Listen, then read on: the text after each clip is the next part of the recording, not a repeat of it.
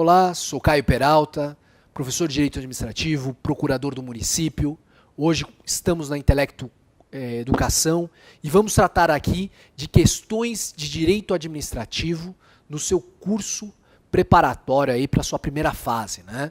Nosso objetivo aqui é passar para os senhores os dispositivos, as matérias, os pontos no edital que vêm sido mais exigidos, né?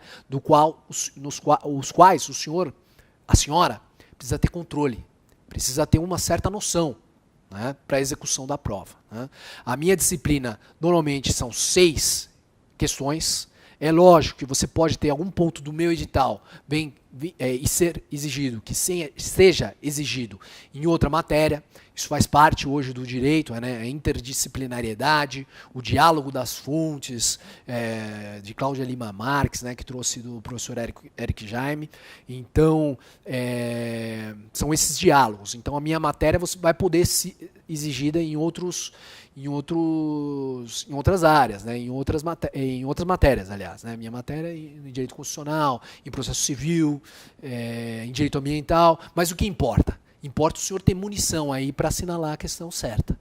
É isso, porque é a sua aprovação que nós estamos perseguindo aqui, né? Então, nós vamos iniciar nesse módulo, vamos tratar aqui de servidores e agentes públicos. Tá? É impressionante como o examinador tem escolhido assuntos dessa natureza. Até faz um certo sentido, porque o advogado ele é exigido por servidores, ele é contratado e procurado por servidores para reivindicação de direitos, para eventuais arbitrariedades, para contestar essas arbitrariedades. Então aqui nós vamos demonstrar para os senhores como o examinador ele vem exigindo isso, tá? A primeira questão que nós estamos trazendo, ela é do 21º Exame Unificado, tá? Nesse exame, para se ter uma ideia, das 6 questões, o examinador passou 2 vezes por servidores e agentes públicos, tá? E nós vamos aqui abordar a primeira questão, né? A numeração, os senhores nem fiquem muito preocupados, porque nós sabemos a prova tem cores, então essa numeração aqui pode mudar. Eu acabei trazendo aqui nos slides a numeração da prova branca, por uma mera questão de comodidade minha, para a preparação aqui do material, mas o senhor não se prenda à numeração, tá? Então a questão aqui, vem o examinador e trata. O município Beta verificou o grave comprometimento do serviço de educação das escolas municipais, considerando o grande número de professoras gozando licença maternidade e de profissionais em licença de saúde, razão pela qual fez editar uma lei que autoriza a contratação de professores por tempo determinado, sem a realização de concurso, em situações devidamente especificadas na norma local. E aí, diante dessa situação hipotética, assinale a alternativa correta. Primeiro ponto, a leitura do enunciado é essencial para assinalar a alternativa correta? Vocês vão perceber que não necessariamente você precisa ficar circulando, se debruçando sobre a situação hipotética. Mas é importante para fins de contextualização, saber por onde, o que o examinador vai cobrar de você. Então você já vê aí sem concurso. Então ele destaca aqui, sem a realização de concurso. O senhor percebe que em situações devidamente especificadas na norma local. Então a partir daí, são esses, autoriza a contratação por tempo determinado. A partir daí que o examinador vai tratar nas alternativas, né, a serem assinaladas, na alternativa correta a sendo assinalada, ele vai caminhar pela matéria, tá? Então vamos aí agora analisar cada alternativa, de modo que o senhor possa perceber não somente a alternativa correta, mas entender por que as outras alternativas tinham que ser descartadas. Porque tem algumas vezes que o senhor se depara com a questão e já mata lá de cara, em segundos. Isso daí normalmente é facilitado quando você tem completo domínio ou do dispositivo legal que está sendo exigido ou da jurisprudência. E por isso o candidato que vem acompanhando os informativos, vem fazendo, lê com frequência os atos normativos, nas provas objetivas tem mais facilidade. E nas questões mais difíceis, ou naquela matéria que ele não tem tanta familiaridade, ele pode se debruçar um pouquinho mais. Então, alternativa A. A Constituição da República não autoriza a contratação temporária sem a realização de concurso público. Ora, o que você precisa nesse momento ter, o que o examinador está cobrando e o que o senhor precisa ter aí domínio para ou descartar ou assinalar essa questão. Artigo 37. Artigo 37, inciso 9. Tá? Eu vou fazer consulta aqui, o senhor faça a consulta aí, ou no seu, na sua legislação impressa, ou abre uma aba aí e vai consultar na legislação. Isso daí é imprescindível para você entender isso daqui. Tá? Então, no artigo 37, inciso 9, vem o legislador, né, o constituinte, e coloca. Tem lá o caput, que eu vou dispensar a leitura. A lei, inciso 9, a lei estabelecerá os casos de contratação por tempo determinado para atender a necessidade temporária de excepcional interesse público. Tá? Então, quando ele coloca aqui, a Constituição não autoriza a contratação temporária sem a realização de concurso público, o que você precisa saber? A lei autoriza. Então, a lei vai autorizar a contratação temporária. E, com ou sem realização de concurso público? A lei não coloca aqui, que vai ter que ser por concurso público. Tá? E aí você tem que... mas não precisa, como forma de provimento, não é exigido o concurso? Tá aí que a lei vai estabelecer os casos de contratação. E o constituinte não coloca se precisa ou não de concurso.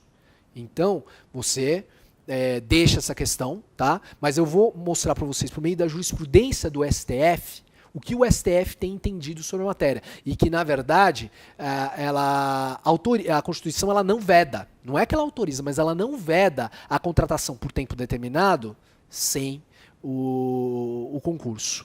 Tá? Alternativa B. O município, beta, somente poderia se utilizar da contratação temporária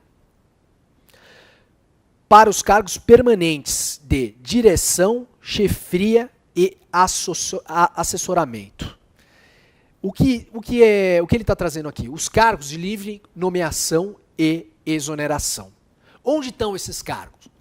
Essa hipótese, onde ela está? Artigo 37, inciso 2º. O constituinte ele vai lá, a forma, né, vai tratar da forma de investidura de cargo ou emprego público, e daí no final dela, ressalvadas as nomeações para cargo em comissão, declarado em lei de livre nomeação e exoneração. Tá? Essa, o senhor pode grifar, né, livre nomeação e exoneração na sua legislação. Tá? Se já não está grifado, o senhor grifa agora. E aqui, o que o examinador está querendo saber? Que somente a contratação temporária ela somente pode se dar para esses cargos. Nós já vimos que o 37, inciso 9, coloca aqui. Quando houver necessidade excepcional interesse público, é permitida a contratação temporária. Tá? Então, está errada essa questão. Porque além da contratação temporária de livre nomeação e exoneração desses cargos em comissão, né, você também tem a hipótese do 37, inciso 9. A alternativa C nós já vamos voltar a ela. E a alternativa D, a contratação temporária de servidores, independentemente de previsão legal, é possível. Aí o senhor vai voltar lá para o 37, inciso 9, e o senhor vai grifar a lei. Olha o que lá o constituinte coloca. A lei estabelecerá os casos de contratação por tempo determinado. Então, a contratação independentemente de previsão legal? Negativo. Alternativa C, alternativa correta. A contratação temporária, nos termos da lei, viu? A lei do 37, inciso 9, é possível considerando que a situação apresentada caracteriza necessidade temporária de excepcional interesse público. Peraí, Caio, que situação? A situação hipotética. Mas essa situação hipotética de professores gozando de licença maternidade ou em licença saúde é hipótese de excepcional interesse público? O STF já se debruçou sobre essa matéria e estabeleceu que nessas hipóteses é possível, né, é possível que o legislador estabeleça a possibilidade de contratação temporária. tá? Ou os estados ou os municípios. Por quê? Porque o serviço de educação é ininterrupto. Você imagina que um serviço de educação infantil, por exemplo, ele não pode ter interrupção. E você não pode deixar de atender todas as crianças 0 a 5 anos porque não tem professor, porque a professora saiu de licença, ou o professor, né, saiu de licença maternidade. Então o STF já entendeu isso e o STF também admitiu a possibilidade de contratação por processo seletivo. Isto é, sem concurso. Tá? O que nós voltamos para a alternativa A e acaba por afastar a incidência, né? A correção, né? Enfim, que a possibilidade de que fosse uma alternativa correta.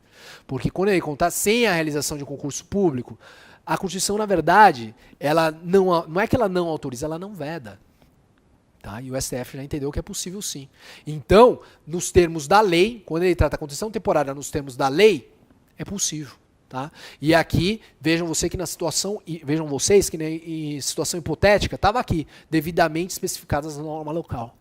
Então, alternativa correta, letra C, dessa questão que foi a questão 33 da prova branca do exame 21. Tá? Vamos à próxima questão.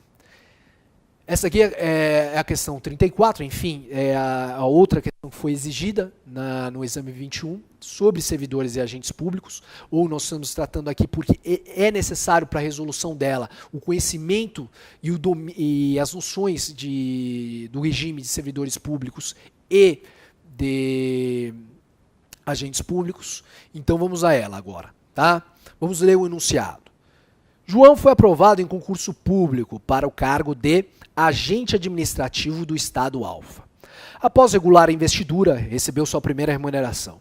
Contudo, os valores apontados na folha de pagamento causaram estranheza, considerando que a rubrica de seu vencimento básico se mostrava inferior ao salário mínimo vigente. Montante que só era alcançado se considerados os demais valores. Adicionar que assinale a alternativa correta. Pois bem, então você tem aí conceitos, você consegue perceber que o examinador traz alguns conceitos, alguns ele quer para saber se você tem o domínio ou não, mas você precisa aí, como diria minha mãe, separar o joio do trigo. Tá? Então vamos lá, separando agora o joio do trigo. Remuneração, ele vai trazer o conceito de vencimento base e o conceito de adicionais e gratificações. Tá? Ele traz tudo isso e quer saber se o senhor sabe lidar com esses conceitos frente à noção de remuneração inferior, né, ao salário mínimo vigente, a despeito de ter colocado vencimento base. Né? Que lá adiante nós vamos ver que era por aí que o candidato deveria ter caminhado. Então, na alternativa A, nós temos a remuneração de João é constitucional, porque a garantia do salário mínimo não é aplicável aos servidores públicos. O que quer aqui o examinador saber? Se a garantia do salário mínimo, prevista lá no artigo 7º, inciso 4º da Constituição, se estende ou não aos servidores públicos. Então, tá vendo que você precisa ter? É um conceito de direito do trabalho, né? A garantia do salário mínimo, que está prevista lá como garantia fundamental no artigo 7º, inciso 4º. Então, isso daí se aplica ou não aos servidores? Para responder a isso, nós vamos consultar o artigo 39, né? Vamos lá, o 39. 39, parágrafo 3º. Parágrafo 3º. O senhor vai abrir aí e o senhor vai ler. Aplica-se aos servidores ocupantes de cargo público o disposto no artigo 7º, inciso 4º e demais incisos. Tá? Então, o que eu aconselho aos senhores? A grifarem os incisos, tá? Que são aplicáveis ao regime de servidores públicos. Após isso, consultar para o senhor saber quais são as garantias do artigo 7º que se estendem ao regime dos servidores públicos, porque aqui ele quer saber o salário mínimo, mas a sua prova ele pode exigir uma outra garantia que estão lá, né, dos demais incisos. Tá? Vamos nos ater aqui para sermos objetivos na garantia do salário mínimo. Então, a garantia é ou não aplicável aos servidores públicos? É. por força do 39, parágrafo 3º, aplicado em conformidade com o 7º inciso 4º, tá? Que ele inclusive faz expressa remissão. Então, vamos adiante. Vamos à alternativa B. Está errado, portanto, a alternativa A. Alternativa B. A remuneração de João é inconstitucional, porque o seu vencimento base teria que ser superior ao salário mínimo. Pausa. Lembra que nós destacamos a noção de vencimento base, remuneração? O que o examinador quer saber do senhor? Se o senhor sabe o que é remuneração e o que é vencimento base. A questão aqui trata de um servidor estadual, não é isso? Isso, estadual. Mas o fundamento para que o senhor tenha clareza disso, nós vamos buscar no Estatuto dos Servidores Federais, porque está em Vademecum e até porque o estadual a gente nem sabe qual é a legislação. O examinador queria mais a noção do que se o senhor entende ou não o conceito de remuneração e vencimento. E para isso nós vamos abrir a Lei 8.112 no artigo 41. Tá? O senhor vai abrir aí a 8.112, eu vou abrir aqui para o senhor entender direitinho, tá? E grifar aí na sua legislação o que o 41, qual conhecimento do 41 o examinador foi. Vejam, senhores, artigo 41. Remuneração é o vencimento do cargo efetivo acrescido das vantagens pecuniárias permanentes estabelecidos em lei, tá? E no parágrafo 5º, ele vai colocar, no 41, parágrafo 5º, nenhum servidor receberá remuneração inferior ao salário mínimo. Então, o que o senhor vai grifar? O senhor vai já destacar no 41 caput, remuneração é o vencimento acrescido de vantagens permanentes. O senhor vai grifar isso.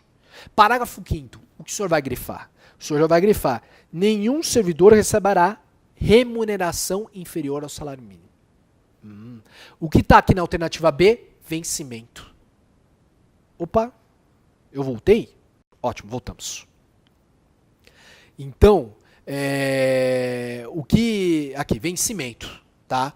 Então, a remuneração de João é inconstitucional porque o seu vencimento base teria que ser superior ao salário mínimo. Negativo, né? Ela não é o vencimento base que tem que ser inferior superior ao salário mínimo, é a remuneração dele, tá? A garantia do mínimo. E a remuneração é composta por o quê? Pelas vantagens permanentes que o senhor grifou no artigo 41 caput da 8.112/90, Estatuto dos Servidores Federais. Correto? Vamos à alternativa. A alternativa C é a correta, a gente já analisa ela. Alternativa D. Por que nós teríamos que afastar a alternativa D? A remuneração de João é inconstitucional, pois todo servidor público deve receber por subsídio, fixado em parcela única. Quem percebe o subsídio? Quem é que recebe? Isso vai estar lá no artigo 39, parágrafo 4º da Constituição. Então o senhor vai lá acessar o 39, parágrafo 4º, tá? E no 39, parágrafo 4º, o senhor vai se deparar com o texto dele é até um pouquinho longo, mas o membro do poder, o detentor do mandato eletivo, ministros de Estado, os secretários estaduais municipais serão remunerados exclusivamente por subsídio fixado em parcela única. Vejam, senhores, que aqui ele não coloca servidores. Ele vai colocar o quê? Membro de poder. Então o senhor vai grifar aí, membro de poder, vai grifar detentor de mandato eletivo, ministro de Estado, secretário. Então quem são esses que vão receber por meio de subsídio? Juiz, membro do Ministério Público, aqueles, né, que têm o mandato eletivo, vereador, deputado, senador, e são esses que vão receber por meio de subsídio. Os servidores não recebem por meio de subsídio. Então esse aqui é o equívoco da questão. Alternativa C, alternativa correta. A remuneração de João é condicional, porque a garantia do salário mínimo se refere ao total da remuneração percebida. Tá? Então, era o total da remuneração percebida que tem que ser garantido para que tenha-se obedecido o artigo 39, parágrafo 3º, que nós lemos, que faz a remissão ao sétimo, inciso 4º, tá? Então essa garantia de salário mínimo, ela é alcançada por meio, quando você tem a remuneração superior, tá? Vamos à próxima questão, que eu já tinha me avançado naquele momento, tá? Eu já estava aqui já tinha passado, nem tinha percebido, né? Mas a gente já, na hora, já voltou, corrigiu, e agora a gente vai se deparar. Já estamos no... Percebam, senhores, nós chegamos ao 20º, né? Que é o antepenúltimo exame. Então vamos direto a ela. Paulo é servidor concursado da Câmara de Vereadores do município Beta há mais de 15 anos. Durante esse tempo, Paulo concluiu o curso de aperfeiçoamento profissional, graduou-se no curso de economia, exerceu cargos em comissão e foi promovido por merecimento. Um baita servidor, né? Todos esses fatores contribuíram para majorar sua remuneração. Considerando a disciplina constitucional a respeito dos servidores públicos, assinale a alternativa correta. Então aí já deu a dica, que ele quer a disciplina constitucional. Ele quer que o senhor tenha conhecimento de como é que vai se comportar o teto remuneratório para o Paulo, né? Que é o quê? Um servidor da Câmara Municipal. Ótimo. O que o examinador queria? Ele queria que você tivesse o conhecimento do 37, inciso 12 da Constituição. Vamos dar uma lida já de antemão no 37, inciso 12 da Constituição, para que o senhor já possa, de cara, saber, porque era por aí que o examinador queria caminhar. Artigo 37, inciso 12, direto ao inciso. Os vencimentos dos cargos do Poder Legislativo e do Poder Judiciário não poderão ser superiores aos pagos pelo Poder Executivo. Quer dizer que então o servidor concursado da Câmara não pode ganhar mais que um determinado servidor que ocupe um cargo no Poder Executivo? Não necessariamente. O que ele está dialogando aqui é em referência aos vencimentos, né? Vai se aplicar aos tetos remuneratórios, tá? Isso daí depende, porque não necessariamente os cargos que existem no Poder Legislativo existem também no Executivo, então tem uma série de particularidades. Mas o que você precisa saber é que o Poder Legislativo vai ter que se reportar, né? Vai ter que observar o Poder Executivo. Pois bem, vamos aqui analisar a alternativa A, a alternativa B, perdão. Tá? A é a correta. Vamos primeiro tratar de quais deveriam ser descartadas. O teto remuneratório aplicável ao Paulo, servidor público municipal, corresponde ao subsídio pago aos vereadores de Beta. Então ele quer saber se esse teto remuneratório tem como base os subsídios recebidos pelos vereadores. E aí o senhor vai perceber que o 37, inciso 11, tá? Nós lemos agora o 37, inciso 12, mas o 37, inciso 11, ele é bem extenso, mas eu vou ler ele de forma partilhada, para nós não perdermos tempo aqui, tá? A remuneração e o subsídio de ocupantes de cargos, funções e empregos públicos, e daí ele vai relacionar da administração direta, fundacional, e outras, incluídas vantagens pessoais, não poderão exceder o subsídio mensal em espécie, tá? Dos ministros do Supremo Tribunal Federal, aplicando-se como limite nos municípios o subsídio do prefeito. Então, o que o senhor precisa destacar? Remuneração, subsídio, e daí o senhor vai pegar o não poderão ser superiores. E aí, então, os tetos que vão incidir para cada ente da federação. E no município é o subsídio do prefeito, conforme nós lemos agora. Não o subsídio dos vereadores. Tá? Então essa alternativa está errada. Alternativa C. Os acréscimos de caráter remuneratórios pagos a Paulo, como a gratificação por tempo de serviço e a gratificação adicional de qualificação profissional, não se submetem ao teto remuneratório. Bom, ele quer saber aqui se esses acréscimos a título de vantagens permanentes, que nós já acabamos de ler do artigo 41, né, fazendo referência ao 41 da 8.112, se ele se inclui ou não, né, nesse teto remuneratório. Tá? Porque você percebeu lá no enunciado que o Paulo ele foi acumulando uma série de adicionais e gratificações. Então, isso se submete ou não ao teto remuneratório. Mais uma vez, de acordo com o artigo 39, que nós acabamos de ler, né? O 37, perdão, inciso 11, ele vai colocar que a remuneração e os subsídios. Ora, se as vantagens permanentes, dentre elas são as gratificações e adicionais, se incluem na remuneração, é óbvio que ela se inclui, sim, ela se obedece sim um teto remuneratório. Vejam, senhores, apenas a título de curiosidade, mas porque os senhores tenham conhecimento também, a despeito dele ter colocado aqui disciplina constitucional, nós vamos consultar rapidamente o artigo 49 da 8.112, só para que o senhor perceba o que ele vai entender por vantagens permanentes, tá? Então o senhor vai abrir aí, tá? Com aquela calma e elegância que precisa, né? Porque o senhor está se preparando. Então o senhor precisa consultar aí o 49. E lá ele vai colocar: além do vencimento, poderão ser pagas ao servidor as seguintes vantagens: indenizações, gratificações e adicionais, tá?